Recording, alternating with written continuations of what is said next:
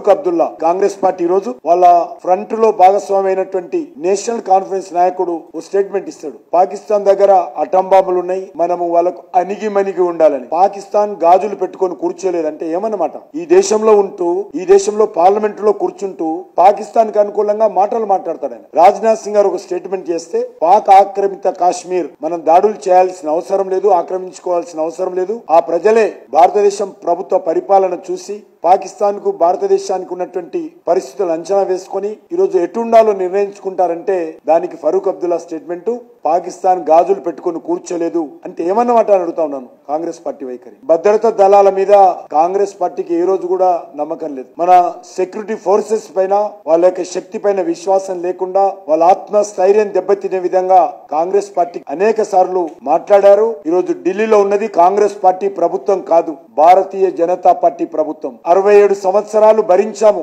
పాకిస్తాన్ యొక్క దాడులను, దౌర్జన్యాలను, హత్యాకాండలను. ఈరోజు పూర్తిగా పాకిస్తాన్ ను భారతీయ జనతా పార్టీ నిలువరించింది. పాకిస్తాన్ దాడులను తిప్పికొట్టాం. ఈరోజు పాకిస్తాన్ తోకేదా ఆడిచ్చేదో ఆ తోకను పూర్తిగా కత్తిరించాము, పాకిస్తాన్ నడ్డి విరిచామని సందర్భంగా కాంగ్రెస్ పార్టీ ఉన్నన్ని రోజులు భారతదేశం మీద కాంగ్రెస్ పార్టీ అసమ్మత కారణంగా, చేతగానితనం కారణంగా పాకిస్తాన్ యొక్క దౌర్జన్యాలకు అడ్డుకట్ట వేయలేకపోయాం. పాకిస్తాన్ ఆడింది ఆటగా, పాడింది పాటగా ఈ దేశంలో రక్తపాతం సృష్టించింది పాకిస్తాన్. నరేంద్ర మోడీ గారి నాయకత్వంలో మీరు ఒక్కసారి మా మీద ఫైరింగ్ చేస్తే మేము 100 సార్లు మీ మీద ఫైరింగ్ చేస్తామని పాకిస్తాన్ కి జవాబు చెప్పాము. ఈరోజు ప్రపంచ దేశాల ముందు పాకిస్తాన్ చిప్ప పట్టుకుని భిక్షమిచ్చుకునేటువంటి పరిస్థితికి ఈరోజు భారతదేశం తీసుకొచ్చింది. వాళ్ళ దగ్గర అణుబాంబు ఉన్నా, వాళ్ళ దగ్గర చైనా ఉన్నా, లేకపోతే ఇంకేది ఉన్నా కూడా భారతదేశం భయపడదు. భారతదేశం యొక్క పౌర సౌమాధికారాన్ని ఎట్టి పరిస్థితుల్లో మేము తగ్గించే విధంగా వివరించామని కూడా ఈ సందర్భంగా మనవి చేస్తున్నాను.